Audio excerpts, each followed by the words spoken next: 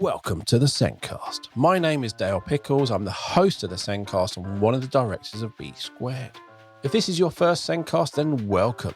The aim of this podcast is really simple. We want to reach lots and lots of people and help everyone learn more about special educational needs and disability. This week, my guest is Dr. Helen Ross. Helen is a dyslexia expert and consultant, and among many other roles, she is the co-vice chair of the British Dyslexia Association. In this episode, we were supposed to be discussing dyslexia and the impact on mental health. We've actually already released that episode, but this is something else. Instead, we ended up having a very meandering conversation about lifelong mental health and the impact of being dyslexic, autistic, ADHD, etc. And it's important to discuss this because being neurodivergent isn't something that stops impacting you when you leave school. And school can have a negative impact on your future life, those things that you carry with you. The Sendcast is created and produced by us here at B Squared. And I normally mention our assessment software on this podcast, but this time I'm going to talk about Eversense, our evidence and parental communication system. Eversense feels like social media, so it's extremely easy to understand and use. It is extremely secure, a safe place to share evidence of learning with parents or external professionals. It's also a great way to capture pupil voice or use it as your homeschool diary or reading diary. Visit the B Squared website to find out more about Eversense or click on the meeting link in the show notes to book a meeting with me to take you through Eversense. Now, let's get on with the podcast.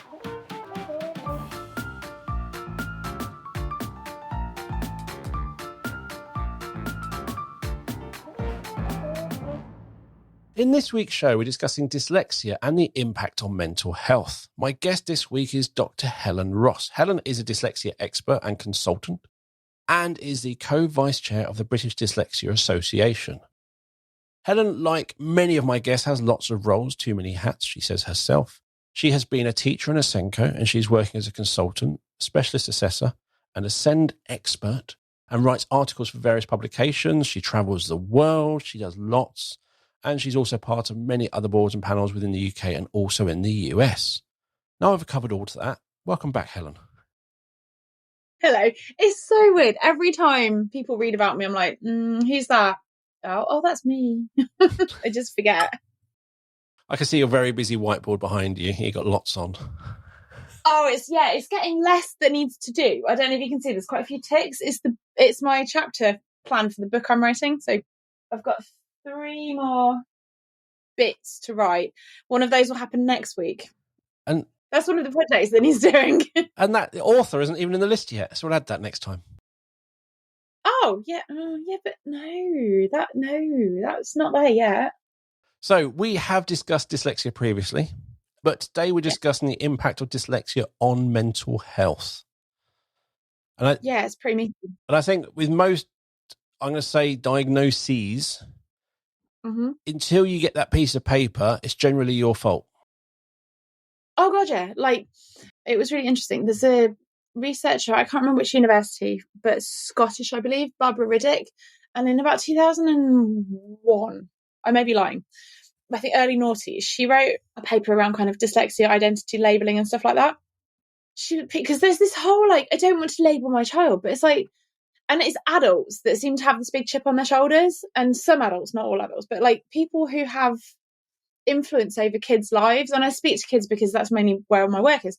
We don't label the child, but it's like, you're not labeling them. You're telling them what's making things hard for them so that they're not rubbish in their own heads. And I really struggle with it. There's been, out of all the assessments and all the kids I've worked with, there's been one kid, and that was probably 6 months ago. The dad messaged me and said, kiddo's really wobbling. She feels like she's rubbish because she's dyslexic. But this kid felt rubbish anyway. Like, and I say this not to denigrate the child, far from it. She was amazing, so bright, which almost made it worse because she internalized everything and internalized everything even more so. But at least, like, I know when I found I was dyslexic, and I guess, when you've kind of had, we spoke at length before when you got your own diagnosis recently, it explains stuff. You got, light bulb moments, and it locates what's difficult and why. Like this paper by Barbara Riddick sort of says the person's who they are, their difficulties are the same, but the grounding and where the kind of hat that the difficulties, the peg that they're hung on makes more sense if you know what's going on. And if you've got a really good, solid understanding of your cognitive profile, as opposed to you're just a bit crap at reading. It just, I remember my nephew got his diagnosis for dysgraphia.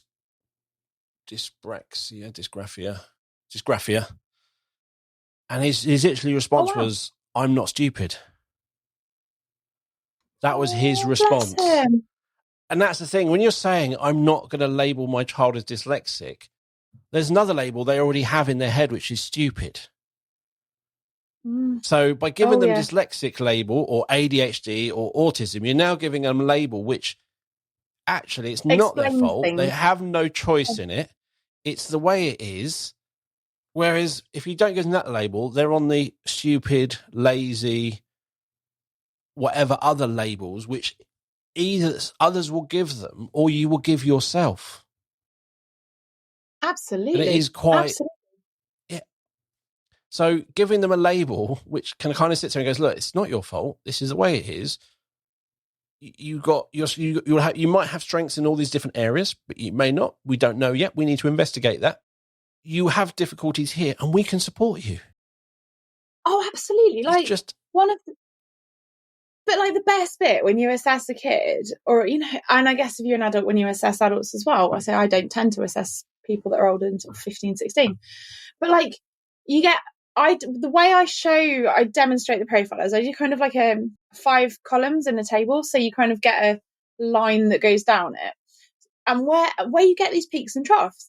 And there's never, I mean, it's a specific learning difficulty by definition. There are peaks and troughs, but there's always stuff that the person's really good at. And you're like, you knew you were good at it. It's how good you are at it.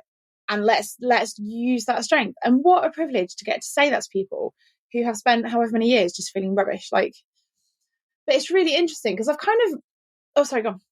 You're going to ask something. I was going to say, talking to Finton about it all, it's like, Dungeons and Dragons, you have these characters and you roll the dice for your strength and your dexterity and your charisma and all these sorts of things. And generally, if you're going to play the barbarian or the cleric, whatever you're going to play, the bard, you're going to roll these dice and you're going, look, if I'm going to be that, I'll probably want good strength to be this and that. And you kind of have these things work well together.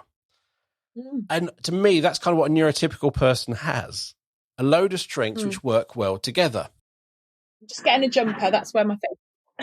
When you're kind of neurodivergent, it's more like, well, I like that, and I like that, and I like that. Completely not selected by you, but it's just, here are your strengths. It's like, they don't work together. That one should need that one. No, you're not having that one. You're only having that one. Oh. And so you get these strange strengths, which sometimes work really well together, but not necessarily in a school environment. But sometimes they don't work well together. But it's finding out what they are, because I think not for every, but I feel that every trough there is a spike.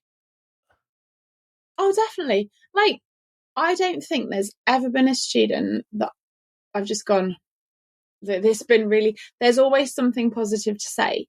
Yeah. Even if like intelligence test is such a problematic concept, like it's so steeped in classism and racism and like they're so white, Anglo-Saxon, Protestant, like middle class, that kind of thing.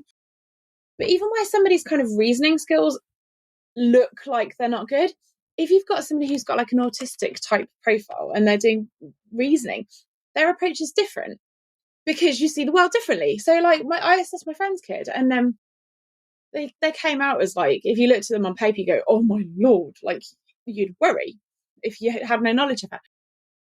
Proper clever. Like her reasoning skills on the writ, it was the verbal analogy. So where you say a sentence, you might say like, grass is green, clouds are, and she would say, this kid might say something like in the air as opposed to white, you know, like she hasn't picked up the colour, the fact you're referring to colour, so you'll refer to colour, she'll go fluffy. No, exactly that. And she's not wrong, but because you can't credit it makes people look like not clever, which is just not true. And then if you're going through life and you're feeling not clever, it's just It is. But you get to say all these strengths, which is cool. So as part of my diagnosis for my autism and ADHD, it was as an adult, you have to, where you are now, and where you were as a child. And they ask you quite specifically, what were you like in school? What were you like? And I'm going, I need input from external people, like a friend. And I'm going, I have no friends from primary school. The silly thing is, I do. My friend from school, my friend from home, she's waiting on an assessment for. They think she's got ADD, and actually, like we all grew up in the same little bit of town, and her relationship with her parents is quite complex. They're lovely people, but just complicated. And I spoke to my dad yesterday as well, and like we've both had to get our parents to like go through like what were they like at school. I'm like, my mum said, I don't know, it's 25, 35 years ago. Yeah. Like, what? I don't know. Exactly And that. and the assessment centre got a little bit shirty with me because I didn't have school reports. It's like, I am 42 years old. Why would I have my school reports? I don't care. And I was fine. I did all right at school, but see, yeah. What's amazing, I have every single school report. And interesting. And I've not looked at them for like 20 years. And I literally found them and went, oh, cool. I hope there's something in here. I start at like reception and I'm going, oh, yes.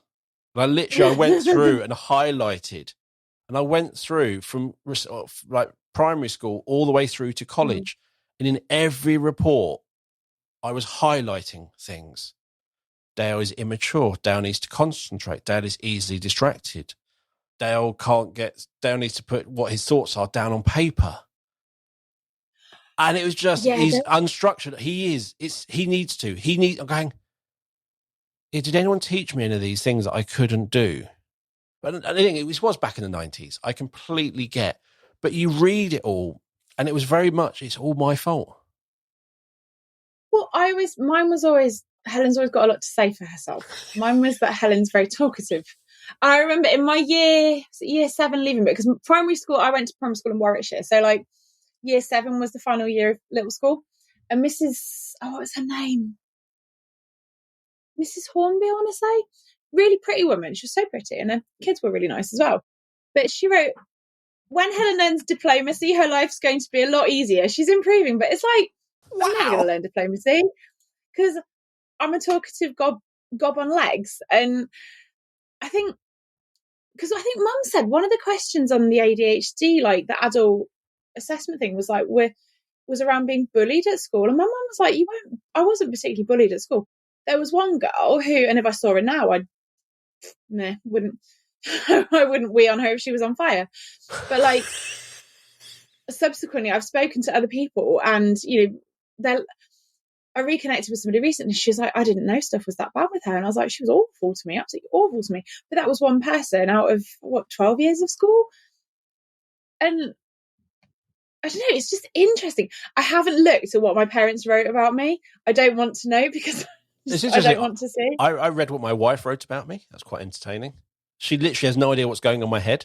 Whereas my colleague who I've worked with for 15 years, he's going, John, I don't know if you met John. No. And he goes, literally, first of all, he's going, is this a joke? I go, why? He goes, because I'm answering every question. And I'm going, this is me. I struggle with this. So he's now going, oh my God, I'm ADHD. But it was literally every question he goes, I can give 2 answers. How you appear to be. Then I know how much work I put in to appear to be organised. Because I am disorganised. And the whole journey was really fascinating. And just my friend who I knew at college, I read his questionnaire and he's going, this is stupid because we only did the fun stuff together. So how would you avoid tasks if we're going to the cinema? How would you avoid something if you're doing the things you want to do with your friends? That's really complicated, isn't it? So he was like, his was completely useless because we socialised together. We didn't go to school. No, and that's why when I've got my session in June, I've asked the practitioner, I've said, like, can my husband dial in? Because I'm very much, remote assessments are really important, but for me, I want them to see the white of my eyes, because I know when I assess for dyslexia, I want to see the white of people's eyes, because you can see the colour changes, you can see the twiddling their fingers. But I said, Andy needs to dial in, because Andy sees me have a massive poof in the kitchen when I can't find my keys that are in my bag at the bottom. or like when I can't see the salt pot, or like when I've got about 56 conversations happening at the same time, and he's just like, what? And they need that. And mum and dad do see that, but because I think like my brother's autistic, my family are all a bit bonkers, so they're not. It's not going to be the same. Whereas Andy came in, bless him, late in the day, but deals with me on every single level. The poor soul, patient man, brave and stupid, fine line. And that's the thing is, we're talking about us as adults with our diagnosis when we have so much freedom in our lives, and we're Oh god, yeah. and we're allowed to be who we are. Yeah, I'm an adult. I can make my hair any color I want. I can have any hairstyle I want. I can do anything with my facial hair. I can have tattoos. I can do anything. I can do the job I want. I can drive the car I want, however odd other people think. I can do what I want, and I will find others doing it as well. But kids don't have that freedom, do they? No. And if you don't conform and if you don't fit in, it's your fault. You get in trouble.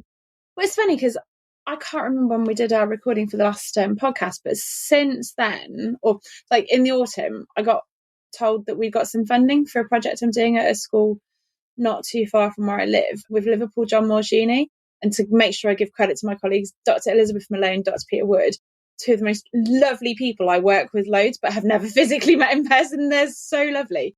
But we're doing some stuff around wellbeing in primary schools and how that links to kind of literacy wobbles. One of my jobs for this week is I've done some analysis of the data, but it starts young, this internalizing of I'm rubbish and I'm not good and I don't feel enough, I'm not enough. That starts so young. And even like these kids are what sort of year 4 and 5, year 3, I can't remember. Maybe need to check how old the children that are in my project are. I've got written, it's all written down, I just don't remember anything. But these kids, they are internalizing it, and they notice the differences. And it was really, they're so nuanced in their views. These kids are saying, they don't talk about each other being rubbish. They talk about, some kids are more confident than others. Some kids are not so strong on their spellings, but they're really good at this. The kids have the nuance. They're kind to other kids in this particular setting. But then there was one little boy who was like, I'm rubbish at writing. I hate it. My rubbish. He internalized. His inner monologue was so heartbreakingly harsh on himself. Kid was about 8 or 9 years old, and you just think, if he's at this point in a nice school, the school's lovely. I'd send my little dude there, but it's in another town.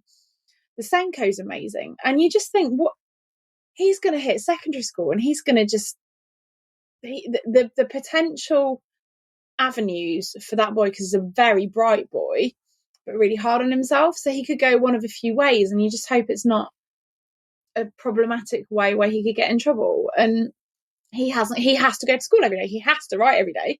And the school's they've got some iPads and, other equipment is available, but it's just heartbreaking. And hopefully one of the aims of doing this project is to kind of really start to lay some groundwork to do some bigger work around wellbeing in little kids and what interventions can do to build kids up as well, not just building up reading attainment, but let's build up holistically the child. And I think with dyslexia, we all know dyslexia means struggling with reading and writing and things like that.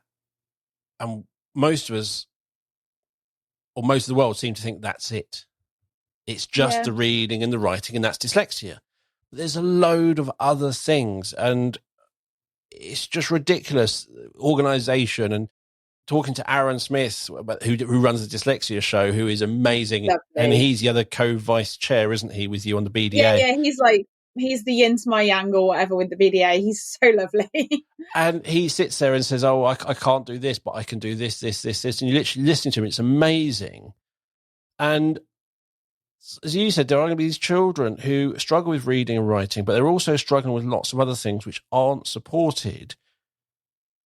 And then they will have some talents which aren't recognised, or they don't shine in school, those talents, because it's not the right way. And I think we need to recognise dyslexia is more than just a struggling with the written word. There's other stuff going on. It's a processing thing. And I read writing, there's been like a Delphi study. I don't really know the detail of the study because I haven't got brain space to engage properly with it.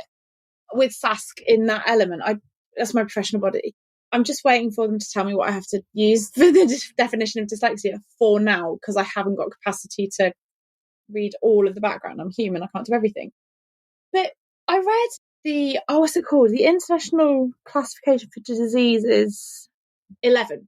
It's the ICD from the World Health Organization. They've got like specific learning disabilities, I think, because they use American terminology. And it's really interesting because I was writing something about something. This is how helpful I'm not. This is why I write it all down on the wall. But what I thought was really helpful in that definition is it talks about specific writing difficulty, specific reading difficulty, and specific math stuff. And it says around specific learning disabilities, the terminology is from the thing, and it talks about processing difficulties. And it talks about working memory, executive function, phonological processing, verbal, other bits and bobs. And then it goes, and that's general. So it's kind of the middle of the Venn diagram there's a Venn diagram by Mary Colley with somebody else. And if you Google Mary Colley neurodiversity diagram, you get this really helpful. It's such a clever Venn diagram. It's brilliant. And the middle bit is executive function, memory, and whatnot. And then around the outside, it sort of mirrors, and it preempts this newer version, because the diagram's from like 1990 something, and this disease classification I think is 2023. But it talks about like writing difficulties, you might have motor problems, you might have working memory difficulties, reading problems, you might have phonological processing problems. So it's quite specific as the bit of information processing, which bit is wobbly with which specific learning difficulty. And I say the nuance of the phraseology, I ain't got a clue. But I find that the ICD definition is so helpful because it's actually really nuanced. And I don't know what I think of the World Health Organization generally. I don't have enough knowledge to have a good opinion of it, like a robust opinion. But just reading around this definition thing, it was so helpful. And then I looked at the SAS definition that came out, and I was just like, well, that's a little bit wiffly-waffly at the moment. It didn't seem to be very well operationalised, and the British Psychological Society was not very well operationalised. But dyslexia is a process, it's a wobble with processing information that tends to be sound information and also memory stuff. Dyscalculia is around size and proportion. And dyspraxia, or DCD, I don't really know what we're supposed to call it, is about proprioception. It's processing kind of sense, it's spatial, your position in space. It's which flavour of information is tricky to process. And that, I don't know, the ICD thing just seems to explain that. And then Mary Colley has it in a really lovely Venn diagram, like 15, 20 years before. And dyslexia is not just writing and spelling. Dyslexia, the writing and spelling wobble, is the manifestation of how it's the tickable, measurable bit of how your information processing impacts on bits of life. Sorry, I ran over now. I've had my rant. I have, while you were ranting, I went and found the Mary Colley neurodiversity It's thing, really helpful. and I've stuck it in the show notes. So rather than having to Google right now, you'll find a link to have a look at this image in the show notes. But I literally, the ICD, I'm literally going, D is diseases, and under there's dyslexia. That's still, when I first heard that, I was like, that's not right. It's very medicalised, the term, but it's because it's the International Disease Classification. And in Germany, interestingly, I did some legal documentation for a company. I wrote the British classification of their device based on like really interesting project around like international case law and medical stuff. I was like, I'm reading medical law. I need to get out more. But it was fascinating because in Germany, this device is classed as a medical device. In the UK, it's an educational device. And it's about the framing. How is dyslexia framed? In Germany, it's a medical thing. And you go a medical pathway. And I spoke to my friend who teaches in Stuttgart, so Baden-Württemberg. And she's like, yeah, dyslexia is medical. But it's not in the UK. It's an educational journey. And actually, if one can kind of park the ICD acronym, and then when you read the bit, the ICD-11, it's absolutely about education. It's just because dyslexia is a weird one, and I think it's because so often it's psychologists that do the diagnosis of it. It is medicalized. Yeah. But it sort of is, but it sort of isn't, and it sits on the nexus between the two, which means there are mental health aspects that wobble, and it is so difficult. I'm trying to work out, it's not, I would say it's not medical and it's not education. It's this, to me, it's mental health. It's this It's part of it. psychological. Yeah, it is purely, it's like, which is between. yeah. And it really is, because it is, when you say education, it's one thing, again, I've come across is, oh, this is just while they're in school. This is, if we help them with this, they'll get their GCSEs and life is fine after that. It's that sort of, this is just helping them and we will fix it. They'll get their GCSEs and then life's great. And you're making faces. Absolutely. No, absolutely, because I completely agree with you. And I think Stephen McDonald, the book's on my shelf somewhere. The book is on my shelf somewhere. We'll ignore the shelf. A dude called Stephen McDonald wrote, and I used it a lot in my PhD, 2009, I think. Every now and then I have a reference in my head. But he really started writing about the biological social model of dyslexia, which is where there are differences biologically in the brain. I'm not a neuroscientist. I don't know what they are. And to be honest, I can't be bothered to read about it because I'm human and I haven't got capacity. But you have to allow that there are biological differences in the brain that manifest often in education or in executive function and things like that. And I think that's where it needs to sit in psychology, which is some sciencey, brainy stuff, and some manifestations of it outside the brain.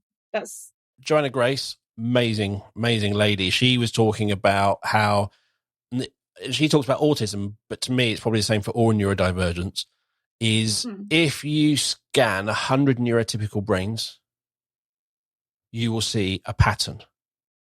If you scan 100 non-neurotypical, all you can identify is there is not a pattern. And they do not fit the pattern. Each brain has its own uniqueness.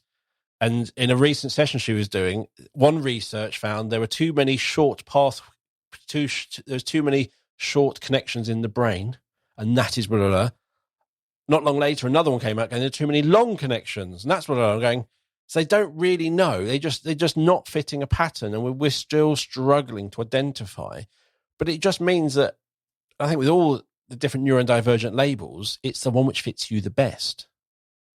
But I read, a friend of mine is based in Swansea, and her little lad's going through the kind of, he's done now through kind of an assessment pathway. And my understanding is that, and I'm not based in Wales, I've done some work within the new Welsh curriculum, but they seem to be aiming to do general neurodiversity, like proper assessments. So you get assessed, you don't get assessed for like autism or ADHD or dyslexia, you get assessed. And I think that surely that is cheaper, quicker, fairer, less bad. Because, like, I don't know. I don't, when I work at home, I don't separate dyslexia, dyscalculia. When I do some work in another place, I have to because of time constraints. At home, I assess kid. If I feel like we need to look at maths, we look at maths or not. And I don't know, surely that's because it's less invasive. That's my thought process. So I've got the ASC and ADHD label. You currently have the dyslexia label and going for an ADHD label. It's like when you want badges on our shoulders, like Boy Scouts or Girl Guides. It's like got to collect them all, Pokemon style. It was so much better when they had the sashes for Girl Guides, because sewing stuff onto a sleeve, I can't sew. At least in a sash, you can iron the bugger on. But yeah, I just think more I kind of learn. It's like I almost want to get rid of, because I'm in a group on Reddit with autistic and ADHD people, and I'm looking at them going, yeah, we're not the same. And there's a group of people, I'm like going, yes, we're all still, you can't just say, oh, we're autistic, we're all together. It's like, no, the only thing we're all together is we all have the same label, but in reality, we're all still unique. And it's just, we have certain traits which are similar, but there's probably loads of other traits which could be so different. I think sometimes personality is discounted as well, isn't it? Because when you look at, I used to do all the Connors scales for kids when I was a Senko, and you sit and you talk to their form tutor and be like, what do you think? But it's what the kids do. The Connors looks at what they do, and it doesn't look at it misses out their personality.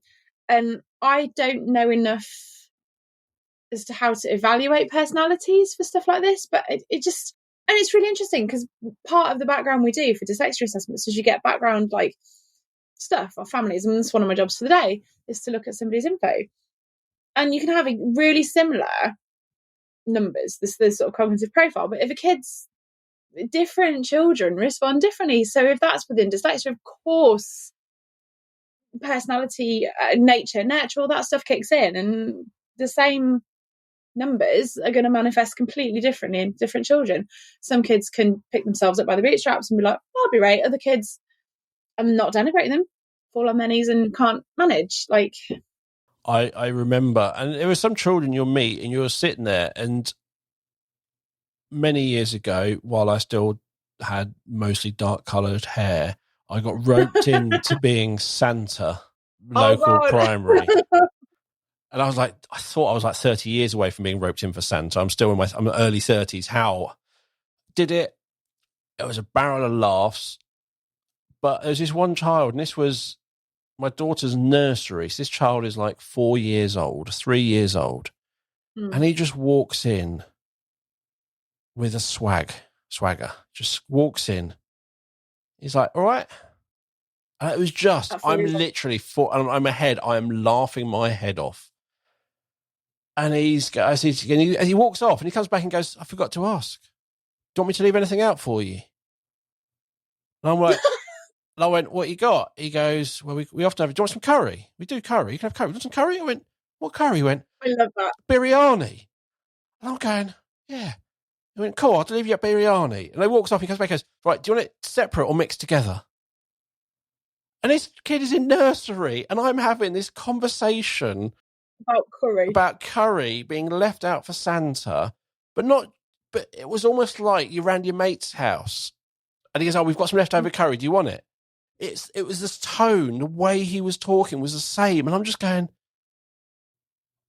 wow, he is phenomenal. And I watched him through the primary school in my daughter's class, and he was just insane.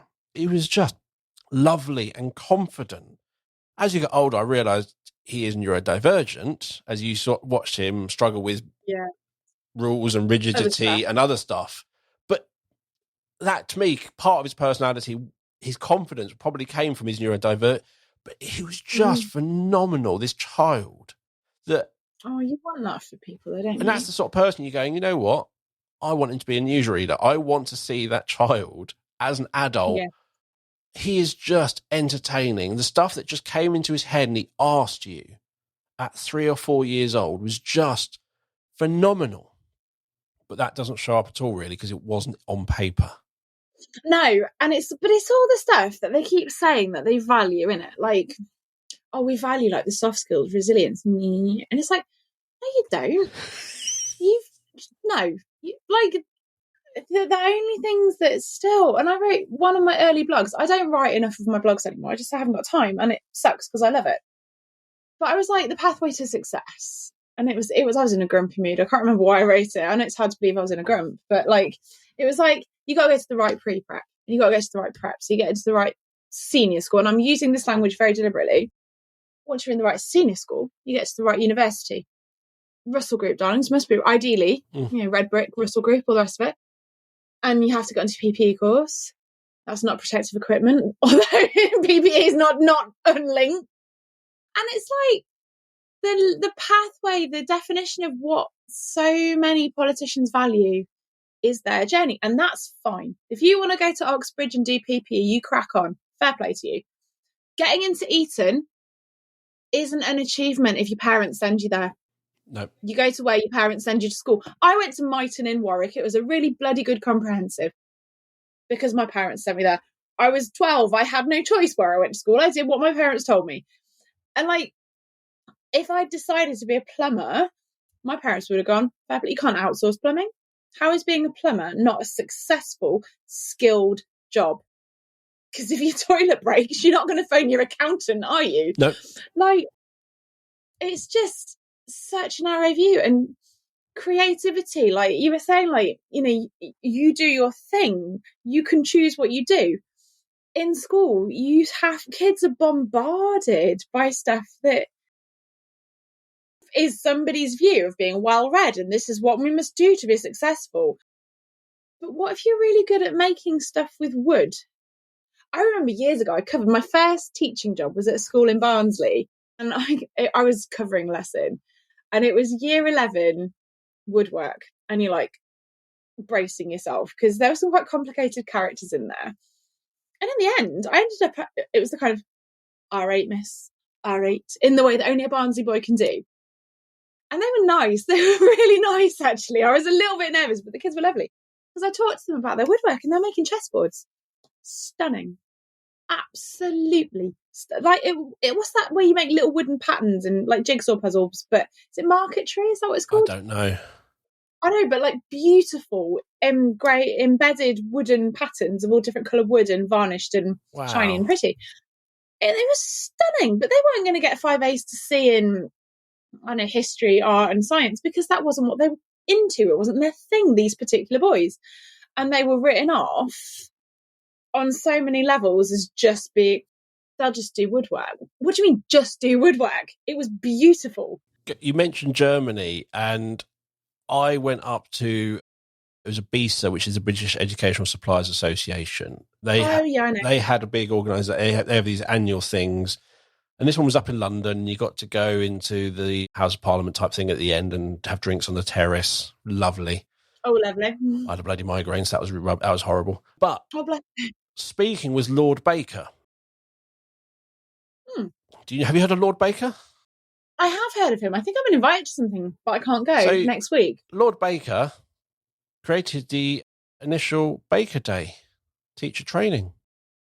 Oh, where it all kicked off in the 80s? Yeah. Ted Baker? No, that's the clothing brand. But Lord Baker. But he was also part of setting up the Bet Show. Kenneth Baker? I think so, yeah. And he literally has been, where current MPs, it's like, let's move you around to your next job, like an account manager at some internet provider. Hi, I'm your new account manager. Hi, I'm your new education secretary. It's that sort of thing, whereas he has been education his entire life. And he was, we were at this talk, and he must have been in his 70s, but he was sort of saying that when we change education phases is all wrong. We just chose what one school did, which was a favourable school, middle class might, and we used it everywhere. But actually, if we look at child development, it's a bad time to change at age 11 and age 16. There's a better times to do it.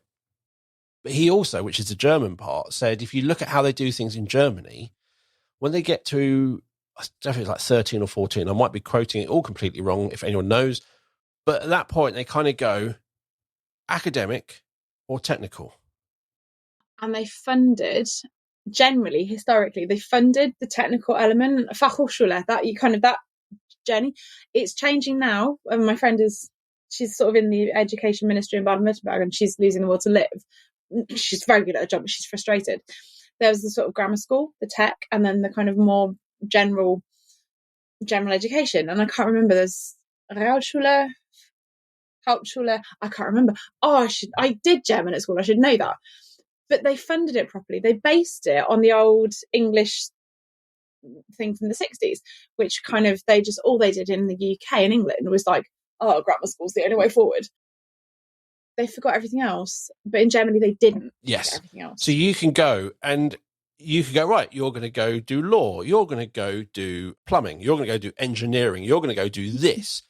Very practical, very hands-on, not judged as higher or lower. No. Equally valued. You are more academic. You like lots of words. You like getting your hands involved in stuff and doing it. That's the difference. Well, my friend's brother works for Mercedes. They're in Stuttgart. It's either Mercedes or like Ritter. But he works for Mercedes. He's an engineer, and he didn't go to uni. He did an apprenticeship and then went Fachhochschule and did stuff. I don't know his qualification. He is kicking posterior. He is so clever. But if he'd done my route of going uni, that kind of bookie engineering, he'd have been miserable because he makes stuff. He's so talented. But there's this snobbery around manual work. Like, I can't believe it. I have someone I know, they basically worked in IT, and they worked out they could earn more money as a plumber and be less stressed and work near home, not in London. So they went, I'm going to become a plumber, earn more money. So they earned more money, but people stopped talking to them because he was a plumber. And I was just like, it makes no... And I hope more and more that we're kind of leaving that kind of ideal, that structure, that stupidity behind. And it's like, hi, Helen, I'm Dale. Hi, we're on the same page. Great. That's it. What do you do? Oh, this. And that's the thing is, and I know personally, I've been on a huge, when I was younger, the way my parents taught me was, you go to university, this is the way. All these rules are how you live your life. And I got a job at IKEA and I met a variety of different people. And I initially thought, I'm better than all of you.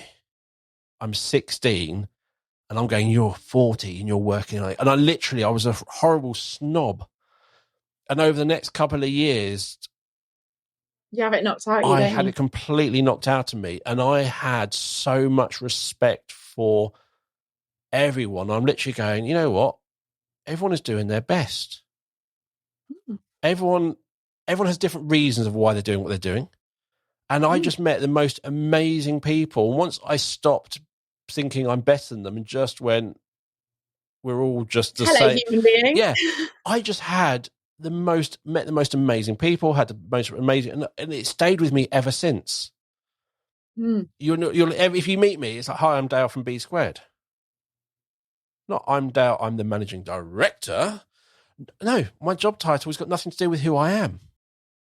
It was funny because when I used to work at a private school, and people were like, oh, Dr. Ross, where did you go to school? I'd be like, Myton. Oh, I don't know that one. I'm like, you know Warwick Boys? Oh, yes. Go down the road towards Leamington. It's the comp on the right, just before you hit the Catholic comp. And they were like, you could sort of see their teeth itching. And I was like, yeah, I went to a comprehensive school.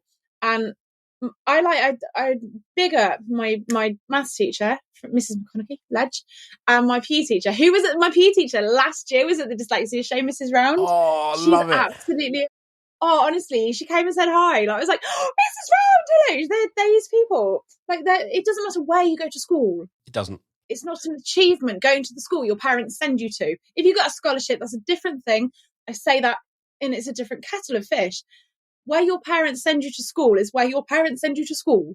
And if you work hard there, fair play to you. Like, go to Eton, go to camping around the corner from my parents' house. Doesn't matter, do your best with wherever your setting is. And if you're best, one of the reasons we live in Trowbridge, not in Bath, is we were sort of thinking, like, if our little boy, or if our non-existent children at the time want to be a plumber, how would that go down in Bath? And we were like, in good conscience, I don't want to raise a kid in Bath. And to be honest, I love Trowbridge because it's human. If Daniel, my little dude, I don't care what he wants to do. At the moment, he wants to be an aeronautical engineer because his lovely little friend also wants to be one. But he's gone through phases of wanting to be a hairdresser and a tree surgeon. And like, I just feel like where we live, there's more freedom for him to embody whatever he wants to do.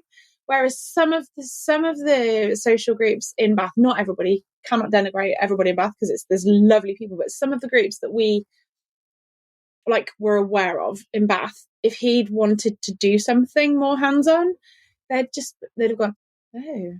And the minute you say Bath, not Bath, that was the zone. Some of the people we encountered, we were just like, no. Actually, subsequently, obviously, we've met some lovely people in Bath, so I'll eat my hat there. I've got many things wrong, but yeah. But that's the thing is, everything, in reality, if there is a child listening to this, welcome. Hello. Everything you're told that is important about your education is a lie. There is a route that the government want you to take based on some people's experiences. It's not really actually very well researched. It's also completely changed, and you can go look at Microsoft and the other big tech companies. Google as well, yeah. Now, and GCHQ. Now hire an equal number of university graduates for coding, programming stuff. They hire an equal number of university graduates as those who go to coding academies. And a coding academy is something you can go and spend maybe $5,000 on, be there for a couple of months. It's like a really intense 2 months. Yeah, I get and them come out. advertised to me. So I don't know what's the, well, it works out about 20 grand a year debt to go to university now, and 3 years of your life, tuition fees and living 3-4 fees, months, $5,000. or 3-4 months, $5,000, and you're in a job. I've looked at those and kind of gone, So there are so many. You've got degree apprenticeship. There are so many career options, but if it's not taking you where you want to go, don't worry. What's the point? If you don't know where you want to go, then don't worry. So what's your doctorate in? What's your PhD in? I feel like I know where this is going. Educational sociology. What's your degree in? My first degree was mechanical engineering with French. I was going to be a chartered engineer by the age of 30. I had a job for a lovely company lined up in France. They had a flat in place. We had a ferry booked for my parents to take me to Normandy to move to France. And I went, I can't do it, Dad. I don't want to be an engineer. And my parents, to their credit, supported me all the way. So I failed miserably as an engineer. Whereas me, I went to college. My attendance was shocking because I just didn't see the relevance of so many things I was being taught because they were so out of date. Or with the maths and the pure maths, I just didn't see the relevance of pure maths in any real life. So the way I was being taught, my own personal challenges, and the fact I had a part-time job which earned me money, and it was sit and be bored or earn money. Money always won. So, and I worked in a China shop. Yeah, so I basically had really bad attendance, and I looked at uni and went, none of them are taking me where I want to go. And the one which was I was told I should do was 2 years repeating my A-levels and then a new year. And I was like, I was bored for the last 2 years. I'm not doing that. So I didn't go. So I've not got a degree. I've got 2 subpar A-levels. And everyone goes, oh, what's your previous job? You're B squared, you're doing all this. What's your previous job? Forklift truck driver at IKEA was my last job. Fair before play. B squared. Were you happy? I loved it. Did it set you up for where you needed to go? Job done. I learned a lot about people. I learned a lot about what I like. I learned that my brain couldn't sit still. I was working in a warehouse, like, you know, you go to Argos and that stuff just comes out somewhere. Oh, you were the person. Oh, that's really hard. That's insane. I was the person putting it came out. But not only, I'd sit there and go, oh, this is really badly organised. And what do you mean? And I have to go here. And then for those things which go together, I have to go to 3. Why can't we put them all together? And they're like, what do you mean? And they let me rearrange the whole warehouse based on just looking at what goes together. The patterns. So I literally just went, oh, yeah. So I learned I couldn't sit still. I learned wherever I am, I want to thrive. I want to do more. Good. So when I joined B squared, it's all I've ever done. I've never. That's awesome. Someone goes, "Are you a teacher?" I'm like, "No, I've seen how much work you lot do. God no." But I get it. I've done everything but being a teacher. I've been governors. I've worked with schools for 20-something years. But my path is, in reality, according to the government, the wrong path. But it's people. It's people and problem solving. It's funny because I did mechanical engineering. I liked hitting things. I came out of engineering and ended up signed off work for 6 months with depression. Again, I'd worked with the company I was working with were lovely. They were really nice people. Like, it's just totally wrong for me because I spent 4 years hitting stuff. I in Sheffield, so lots of stuff with steel and kind of material integrity. Enjoyed that. And then I ended up after I decided not to move to France, to be a site engineer living in Normandy but working in Paris, which would have crippled me. I took a job for, what's it called? Systems engineering. So coding. I don't have the head for coding at that time, especially. I'm not tenacious enough. I can't look at really little detail. I couldn't read the code. I didn't care. Just didn't care. But I took a day and did supply teaching in Barnsley in the school where they filmed Cares, that film. It was Holgate School. And I got home from my first day supply teaching, having been off work for 6 months with depression. I was like, Mom, I loved it. And my parents were like, meh. But it was about people. And now the work I do, actually, you're looking at the different elements of people's profiles and there's a problem solving element. You're kind of looking at pieces of people and how does it all fit together. So I think I will never, ever be I don't regret doing engineering at all, because there's a thought process, there's a kind of logical, there's a way of breaking things down that I have because of that. And I use the French element of my degree all the time because I read Bourdieu in French. So like everything has worked out kind of fortuitously. But the mental health struggles, I just felt thick as two short ones at school. That's no secret. And because it's not my parents' fault, but because I kind of was not at all, and I sound like I'm slagging off my mum and dad, and it's not that. Because my parents are very academic, very bright, insanely clever. And it was I was never forced to go to university, but it was expected, go to uni. If you don't go to uni, you've got to say, I'm doing this so that in order to. So I did go to uni. It was the right choice. And then when I decided I didn't want to be an engineer, they were like, what are you going to do? There was such a panic, and I get it. There was no malice at all, but it was a very, very difficult 6 to 9 months working out what I wanted to be when I grew up. And I was like 24, 25 at the time.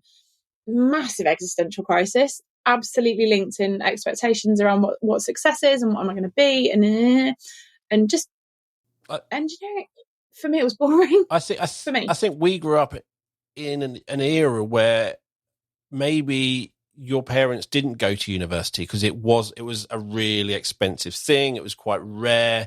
You had to be. It was really, and if you did get to university, you were made. Yeah, if you got into and my parents went, and mum's from a council estate in Liverpool, so she worked very hard. She did incredibly well for herself. So my parents were from Manchester. Probably the same sort of thing is where they came from and what they saw shaped how they brought us up. And it shaped, you need to do this, you need to do this, because it was kind of their experiences, but the world had changed. And my middle sister was kind of pressured, or she could have gone to Oxford. She was she is really clever, and she was maths, and she could have gone, but she didn't want to. And that was a bit of a falling out, because my parents going, but you have the opportunity, why would you not take it? It's kind of like, it was just very differences. And I remember saying, I had a place at uni, and I just went, I'm not going to do it. And I think my parents were just like, well, if you're not going to university, you're going to start paying rent. It's kind of like, it was kind of, yeah. And I think my parents saw me as working at IKEA as failing, or just, and you could see we had a family. Did your parents do a family newsletter thing? Oh, the Christmas one. Yes. Yeah, I think, do they still do it? I don't think they do anymore.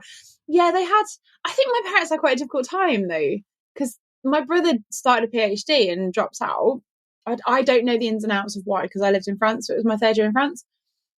But David then, he was like the Saturday brat. And I say this again, he'd worked part-time as the kind of office junior at a little charity for a long time. Then he did accountancy. 15, 20 years later, he's still at this charity, and he's head of, I don't even know what. I don't really know what David does, but he's clever and he does clever stuff. So you ended up doing really well at IKEA, but... Oh, no, this thing is, in the newsletter, it was my eldest sister is a paragraph, and my middle sister, the chosen one type thing, was like 3 paragraphs, and Dale is still at IKEA. He's alive. That was it. And you're literally going, yeah, I see what you think of me. Yeah. That's harsh. Mum and Dad would never. But it wasn't intentional. It was not. They literally, they had nothing to write about, because I didn't know where I wanted to go. I didn't know what I wanted to do. I'd felt failure from school and education. I felt like I had to compete with my sisters and my middle sister, 2 sisters, but the younger one who's older than me. She is phenomenally intelligent. Yeah, she got A stars before A stars were A stars, just amazing. Yeah. And I literally go, I can't compete with that. So what am I supposed to do? If she can do it, I should be able to do it, but I can't. So what's wrong with me? And I just got into this whole spiral of, and it was the whole education, and I just didn't get it. I just didn't like being in education. No, I think I'm quite grateful actually, because David is chemistry, like so boring. You can't hit chemistry. I did engineering because you can hit stuff, but David did chemistry, and then like a typical chemist, like loads of chemists apparently become accountants, so he took quite a traditional way eventually. But he's cleverer than me. I think David is cleverer than me in some ways, but my GCSEs, We're judging our brothers and sisters on how clever they are. But I got better GCSEs. I basically worked out this is what I need to get, and this is the effort I need to put in for what I need. So that's all I did. I think David did that, whereas I worked very, very hard because he's so erudite and so articulate. I'm not. I don't have the vocabulary that he does, but he's like a sponge with his autism, his flavour of autism. He's like a vacuum cleaner for words and clever stuff, whereas I'm not in that sense. So I made sure and it's not me being kind. I just wanted to do better than him at exams. I did. But actually, his pathway, we're so different in our journeys subsequently, and I'm really glad of that. Both of us are celebrated a lot by our parents, and I'm really grateful for that. Mum and Dad have been proper sound with that. So, but it's that journey we go on from school, and I'm a sponge for useless information or stuff that I'm interested in. So you ask me an advert from the 80s, I can probably sing it to you, or I can tell you exactly what happens. I could draw it in. I can see it in my head, whether I want to or not. I can remember there, right? If I'm interested, so I'm walking around IKEA, I'm paying attention whether I liked it or not and thinking there's a better way. I'm literally, mainly because I didn't want to walk that far, and if they were next to each other, it would just save me. But in reality, that was also a benefit for the customer because it would be quicker and it was efficient. So, and I just realised that I'm a more practical, I'm a more seeing it. So you talked about coding. Coding is literally, you've got a job to do. You've got to write all the code to get exactly what you've been told done. So a coder is someone who just writes the actual code. A developer is someone who actually comes up with a solution and writes it. And I'm more in that zone. So if you ever use our software, I talk to customers, I find out what they want, and my job is to turn it into what the software. I don't do the coding, but I will tell you all the logic. I'll do everything. I'll pseudo code it. So I can tell you the logic of it all. I can do all the flowcharts in my head. I could not code to save my life. It's too boring. To be fair, that I can do. But that's the sort of engineering approach, isn't it? Yeah. It's really interesting. It's solving a problem. It's investigating it. The coding is now almost like proving it with boring. It's the technicality. It's incredibly difficult. I haven't got the head to sit there and code. When I did my third year of uni in France in French, and we had to do a program called Abacus, and we used MATLAB as well. There's just no polite words.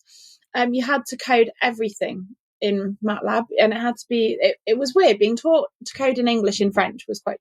It was really hard, and it was American English. But if you had one little even if there was a comma in the wrong place, the whole system would just go like computer says no. And I just haven't got the head to go back and look at. I can't be bothered. I don't care. No, I want to hit stuff, work out why it's broken, and work out how to stop it breaking. And you can do that with a pen and paper, or you can say here's where the problem is, and then go and make other people do the coding, and then you interpret the outputs of the coding. I can interpret the outputs of things like that. I can't do I can't make it with the calculating. My friend identified me, I'm a 95% person. Give me a project and I am in it. I am there. I am passionate about it. I am going for it. And you get to about 95%, 98%, and that's when I start to lose interest. Most of it's done. The logic's done. We're in the small details, the fixing the strange bits which don't work. Or when you're decorating a room, you're into that last little bit in the room that you kind of just going... Skirting board. Almost like, yeah.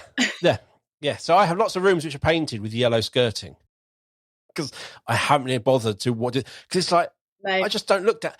And he said that to me, I went, you know what? That's fair enough. But what's amazing is I work with a person who's that last 10%. 5-10%. And it works really well. I do my bit, and she goes, "Oh, you haven't?" I went, "Yeah, I haven't thought about that. I haven't thought about that. You're right." And she will go through. I met your colleague. Oh, she's so lovely. So it's phenomenal. But that's the thing is, who you work with in every company, in every part of your life, people you socialise with, we're all different, and we all fit together in strange things. And it's like, I'm going to use a Good Will Hunting reference. It's I've never seen that. it's a lovely film. It's a really lovely film. And it's Robin Williams Matt Damon. and Matt Damon. Mm. And Matt Damon is Asperger's autism with various challenges. So he can just look at maths and solve it. He just is a savant type thing. But yeah, I know. And I know the film. I just haven't watched it yet. But again, you sit there and he beats himself up. He's not good enough, so he doesn't put himself out there. So he's just and there's loads of little things you sit there and go, and I'm going, yeah, that makes I got a lot. But there's a bit Robin Williams says is, you're not perfect. She's not perfect. He's after a woman. Yeah, I'm going to say it right now. Neither of you are perfect. The question is, are you perfect for each other? It's on Netflix. I've just looked. And it is that sort of thing. Is in reality, I am not perfect. No one is. There is no perfect route through life, apart from Dr. Helen Ross. Well, no, you'd be perfect if you'd kept your maiden name. Then you'd be perfect. But you didn't, so you're not perfect. Dr. Newton. Dr. Newton. But it's that no one's perfect. There is no perfect route through life. There is no perfect anything. Every 5 people could have the same event happen to them and take different things from it. It was just... respond completely differently. Yeah. Mm. So all you've got to do is find out what works for you. And I know we talked about us as an adult life, but this goes back to being at school. I think we'll do another episode and we'll call that one Dyslexia and Mental Health, and we'll rename this one because we've not really done that. We've had a journey through school. But there is no template for life these days. I think in the 90s, there was a bit of a template of this got you a job and having this degree got you this, but absolutely degrees... And interesting, going back to what you said about chemistry, you can actually search for everyone who got a geography degree, where did they end up? And I looked at this. Really good at colouring without tips. 67% ended up in marketing or something. Colouring without tips. So I'm not being serious. But it's that you look at life and go, okay, so you got this degree. Where do most people end up? And it's helping you see that actually you're going down this thing. I want to do this. And you get to that point and you're going, yeah, I don't want to do this. No. Somebody I know, their son, and they went to the right secondary school. They went to the right college. I think they went to St. Andrews. Yes, they're doing all the right places. And you got to the second year and went, yeah, I don't want to do this anymore. This is not what I want to do. But the parents, they got into an argument, and the parents are like, no, this is the right thing to do. If you don't finish your degree, we're going to disown you.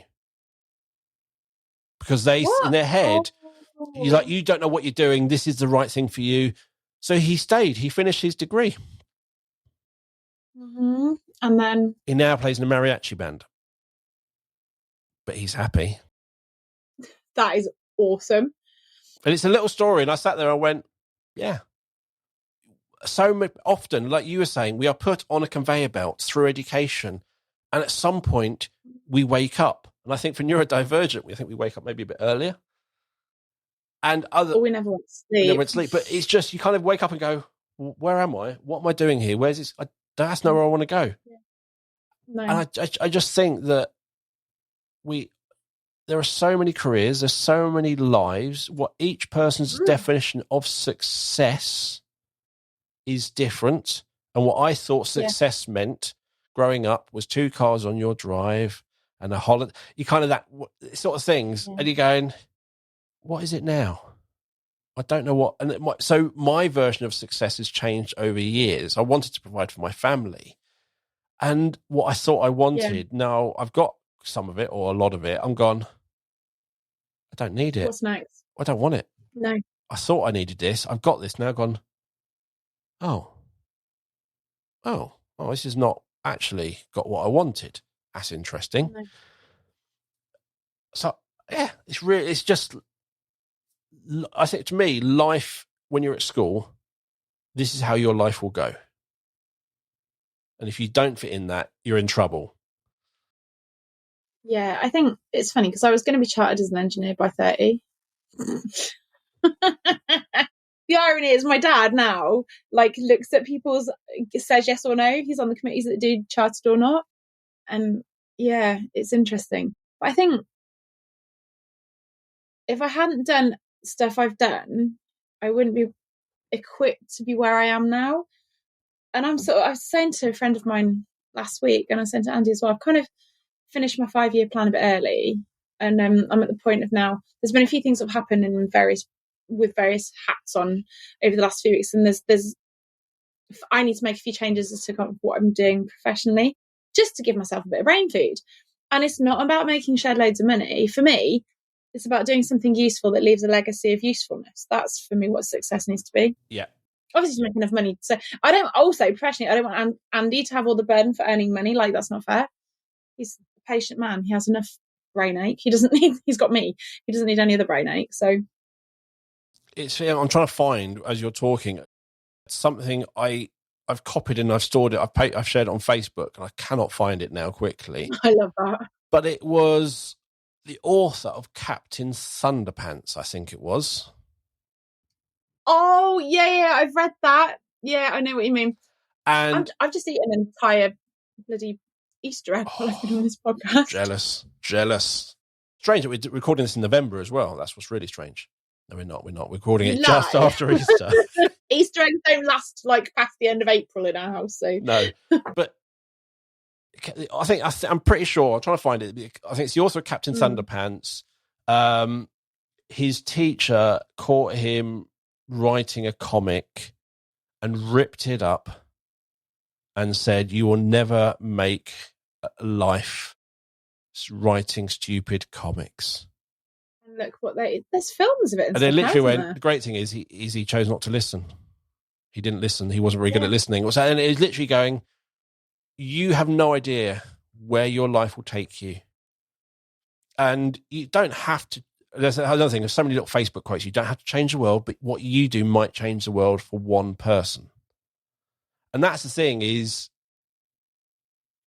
we need to, as parents and everything, we just stop deciding what success looks like. We've got to stop going, this is what boys do, this is what girls do, this is what would help my child. Yeah. All that. We've got to drop all of that and just go, right, you're my child, I'm your parent. Where do you want to go? How can I help you?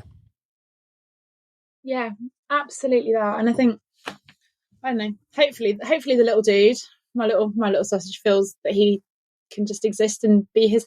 What we've said to Daniel is, whatever you do it properly and do your best and make it legal and sustainable, ideally. But like, you can't ask for any more. You started that with a 4-year-old, make it legal and sustainable. Maybe not that bit yet. He's a criminal mastermind. He's got all the skill sets to be either a mafia boss or a lawyer, because the skill set is the same. The law, relentless negotiator, stubborn-minded, single-minded. That child has got that. We're aiming more towards the legal side. Cool. That's good. It's good. More towards, obviously. What's the earning potential for either? They've got to work that out, and life expectancy. I think the sky's the limit, but you just don't want to. You just don't look into the patio. Yeah. And I don't really want to have my child be an organised crime boss. That's not really the best choice. No. But yeah, but it is exactly that. It is, and having 2 daughters, it's really made me think about the world. Is it sexist? Is it fair? Is it this? Interesting. Yeah. And that's been a whole amazing journey that I've gone on. And I've literally looked back at when I was a teenager and gone, yeah, I should not have done that stuff. And not horrible things, just being not horrible, but it's just socially acceptable at the time. And I'm not horrible stuff. I'm just gone, yeah, that's not right. And I'm literally looking at my daughter, and it's just things like that, and going, yeah, what's my daughter? Why? What is it she going to be? And then literally going, no, I'm going to take her and do stuff. I'm not going to say, oh, you're going to let's do this. No, I'm going to do anything. I'm interested in this. You're going to come along and find out what they're interested in. And so my eldest will hopefully be going off in September to university to do. Cool. That's really cool. And it's really hands-on, and she is so looking forward to it. And I'm so proud of her. Good. Because she isn't walking a typical path that other children are walking.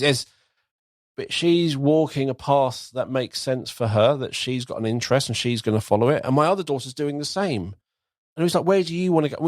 And although they are 15 and 17, for years I've treated us as an adult, as a house of 4 adults.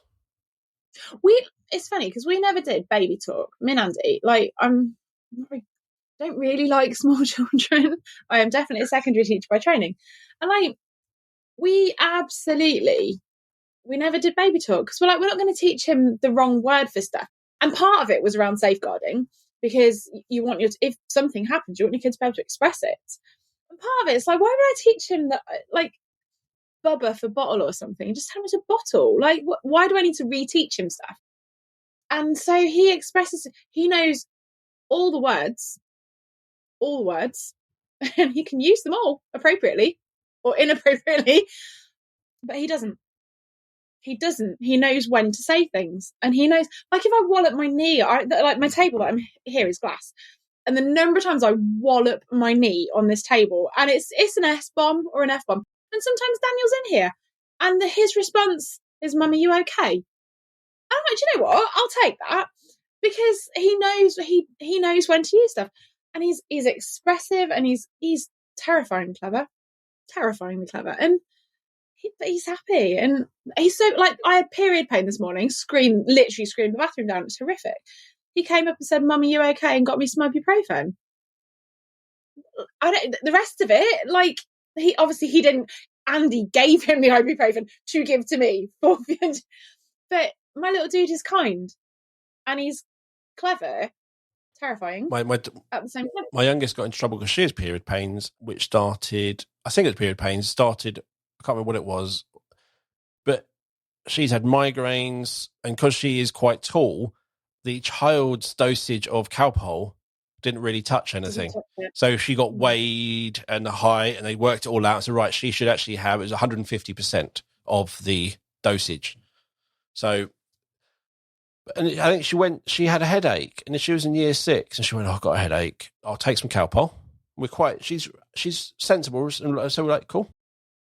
So she goes to the nurse at school in year 6. "I've got a headache." She's like, "Cool. Shall we ask your mum to get us Calpol?" "Oh, no, I took some earlier." So, "What do you mean you took some earlier?" She went, "Well, I got some from home, and I had some before I left school. So I've waited till lunchtime because it was 4 hours, and I took some." And she got in trouble because school policy is that she shouldn't have had Calpol on her. In that case, it shouldn't have been her that got in trouble. It's not her fault. Yeah. But, and I was like, but she's just described how to take it. She's medicated herself sensibly, understanding her own body, which that's surely what we all want. Yes. And I'm going, as she came home, I went, "Look, I really don't care." I said, "All you've done is there's a school policy, which means this. This is the reason. In my eyes, you've done nothing wrong." And I explained to her why the policy was there. Yeah, because it has to be, because they need to keep kids safe. Yeah, and you can't basically, if you have that, you might give that to someone else, and they might not should be like that. You don't know. So, okay. It makes sense. Safeguarding matters. Yes. Of course it does. But it was just, her approach was like, that's really mature, sensible approach. I could not ask for you to change that in any way. And we say to her, if you just let us know. Because she has period pain, she has this, I get hot water bottles and all that. Just keep me up to date so I know that if something gets worse, I know, have you had medicine? When can you have the next lot? That's all I just need to know. Oh God, Andy's brilliant as well, because like when we were in Iceland, I got a massive migraine. Like, obviously, I just said, "Look, I can't drive. I just need to sleep." And Andy hadn't really driven. I drive a lot more, and I do a lot more of the driving when we're abroad. And wrong side of the road, bit snowy, and he was like terrified, a bit of a white knuckle ride in the first instance. But he knew that for me in that moment, he needed to take it off me, the burden of driving, and he knows exactly what I need doing as well. Because it's your daughter's journey sounds really like mine. It's absolutely brutal. Yep. Periods are brutal, or can be brutal, and having somebody, you're like a dream dad. Not that my dad isn't. My dad, to be fair, different era though, wasn't it? Yeah. It was when my brother went to get me ice cream once. It was so kind. Everyone needs that cheerleader, like that person to back them up, don't they? Yeah. Like, that's the thing is, my daughters will deliver stuff on the plate that I've got to deal with. I can either run away, I can hide, or I can just do what I can and crack on. And I think that's the thing, I think if you go back years ago, just I think it's almost like men didn't know what to do, so we kind of hid, and that just told you, okay, don't go to him. And in my head, I think I've worked that out. So it's like, whatever comes my way, whatever she's telling me, I've got to be cool with it. And it's interesting to you might have an absolute poo fit behind closed doors, but she doesn't need to see that. But Ali Knowles was telling me it's important to be non-judgmental, which is actually really hard, actually, when your daughter or son is telling you information, and you're like going, and you just completely because I don't, and I kind of go, I can't say if you're giving me something, the fact you're telling me is probably quite hard. So you're opening up to me. So for me to then dismiss it or shut you down or judge you is just going to destroy any relationship. And generally, where's my judgment coming from? From others. Well, we had a few weeks ago, there was a safeguarding thing that Dee told me. And our response was, thank you for telling us. That wasn't easy, was it? No, mummy. It was a bit tricky. He's like 4 going on 45. But he told us stuff. And I can't remember even what it was. And it doesn't matter what it was. The school were brilliant. It was already in hand. And we knew it was in hand. But because me and Andy are both safeguarding, people were like, we've got to tell them anyway, just in case. And we did. But he told us a couple of really tricky things. And you don't want to shut that down. You want to nurture that so that if he's telling us like relatively little things now, in 10 years' time when he's 14 and a plonker, everyone's a plonker at 14. Yep. That he'll come to you rather than try and hide stuff. Yes. And that's the thing is that, and I think everything with life starts really young. We don't realise it. And going back to the whole dyslexia and labels, bringing back to actually what we're supposed to be talking about, is that sort of thing is if not giving them a label, making them feel like they're stupid, not supporting them, they are not going to share those things with you. They're going to keep it all bottled up. Oh, and the net effect, that's horrendous. You've got to... Absolutely horrendous. Everyone needs to be open. And that's the thing, going over is you've got to be vulnerable. You've got to hit the table and swear and respond and say, I shouldn't have said that, and do all these things. So your child goes, okay, so I can, but I shouldn't. Cool, I get it. You're giving them those signals. You're getting upset. You're being ill. You're showing you're being ill and how you cope with it. And oh yeah, there's nothing hidden in that respect. But you have to be vulnerable. You have to shout at him when you mean to, and then go, I really shouldn't have done that. That's really bad of me. I shouldn't have. And I'm sorry. I'm sorry. You're modelling how to say sorry, and that we all make mistakes, but we shouldn't. And it actually was nothing to do with you. That was me, and it was. And nothing's smooth. Nothing. Very few things. Yes. Turn out exactly as we expect. Middle of this project, John Moore's awesome team, lovely funders. There's a couple of things that I haven't done yet with the project. Now I will. There's a few things. There's certain avenues of data that we haven't been able to do because the person who I'm collaborating with at their end is changing jobs. It's a really cool job change, I'm proud as punch, but it means that certain bits probably aren't going to get done funding-wise or project-wise. But we've got other data. There's other things we've done that makes up for it. And in this life, sometimes you forget to put the eggs in your cake and it doesn't matter because you end up with slop and it tastes good. Or you just... yeah. But that's the thing. Was it beautiful accidents is a phrase I like. Sometimes you have these things, your intention is this, that doesn't happen, something else happens. And often the unexpected is much better than the expected. And it's just, it really is. Just give it everything in life a go. And I think our job is like the grown-ups in kids' lives, for me, like with my professional hat and also with like my mum hat on as well, is you've got to create a setting where it's okay to fail or where it's okay to try stuff. I said to Andy yesterday, like one of the weirdest things of the last couple of years is I had a random connection on LinkedIn. Somebody like messaged me a couple of years ago, and I've ended up like did some work with them, and this person has ended up like one of the most important people in my life. Like we are just so good friends.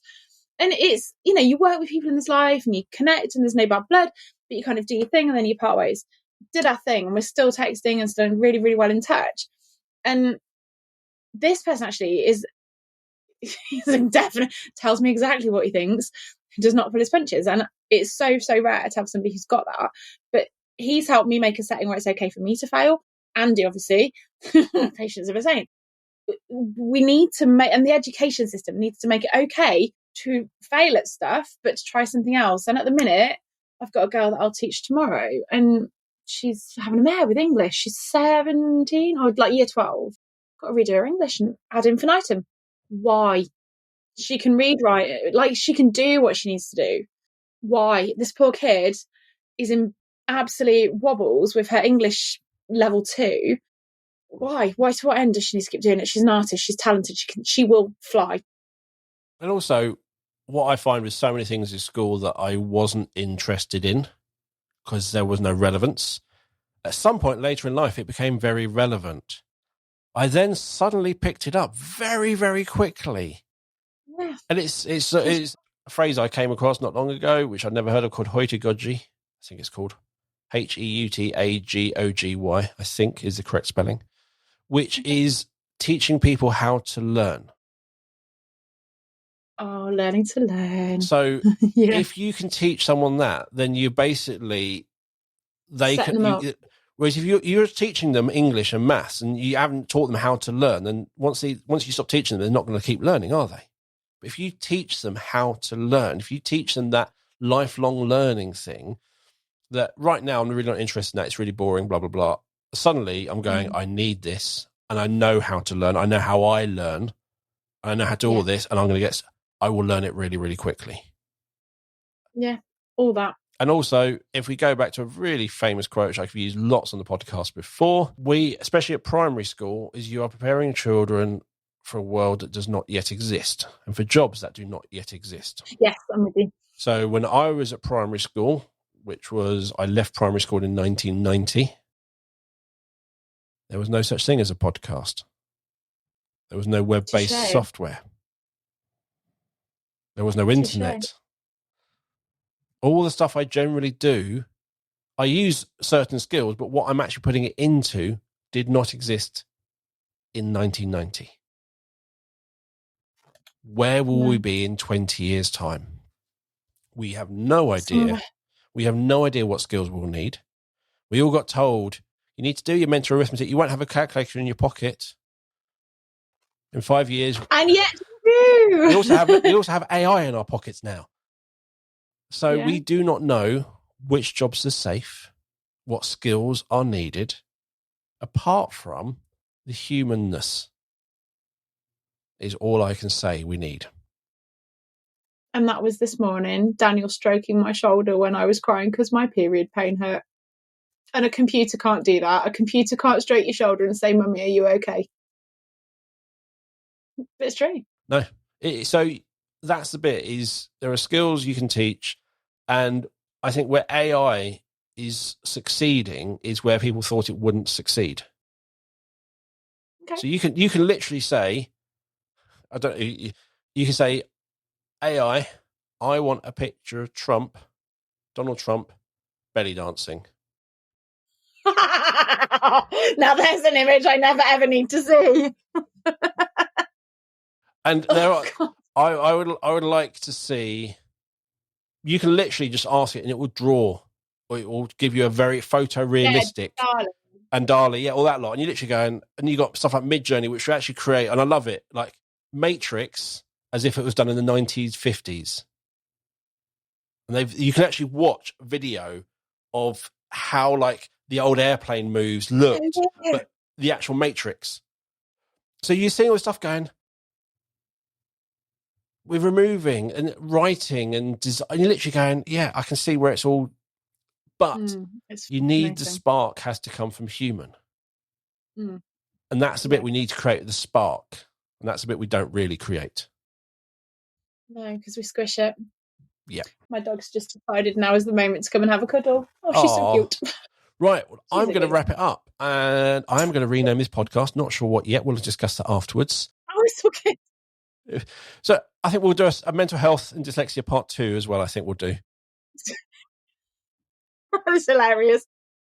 If you have got here to the end with us, I hope you've enjoyed it. I hope it's been really, and I hope, again, as everything, I always think listening to people having a conversation just gives you time to reflect on decisions you make in your life. So I'm hoping if just listening to me and Helen ramble on and reflecting on our lives has helped you reflect on your life, your kids' life, and children in your school. even if just, what you might find is just having this, listening to this conversation will just tweak you slightly in that being more open to what comes ahead. So thank you for coming on the show today. That's okay. It's fine. It's always a pleasure. I always say we'll be putting links to things we've mentioned. So I've put in the diagram from Mary Colley. That's in there, and some other stuff as well. There's also ways to contact Dr. Helen Ross if you want her to do some work for you, which seems to be the way to go via LinkedIn. So all of that is in the show notes, and you'll find the show notes, as always, wherever you're listening to this podcast or on the Sendcast website. So thank you for listening. If you haven't subscribed to the show, please subscribe wherever you're listening. And also you can follow us on social medias, on X or Twitter. I just still don't like X. I've just changed all the logos over to X and it just feels dirty. Ugh.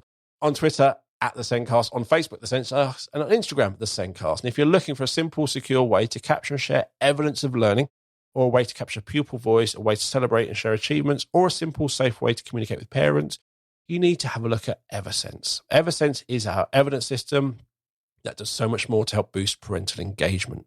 To find out more about Eversense, visit the B Squared website or visit the Eversense website, and you'll find out about all the stuff it does. And on the B Squared website, you can also find out about our online training, our CPD, read our blog, watch our webinars, and you'll find a link to the website and to book a meeting with me so I can take you through Eversense or answer any questions you have in the show notes as well. So thank you for listening. We'll be back next week with another episode of the Sendcast. It is goodbye from me. And goodbye from me. Thank you. Thank you for having me. Bye, everyone.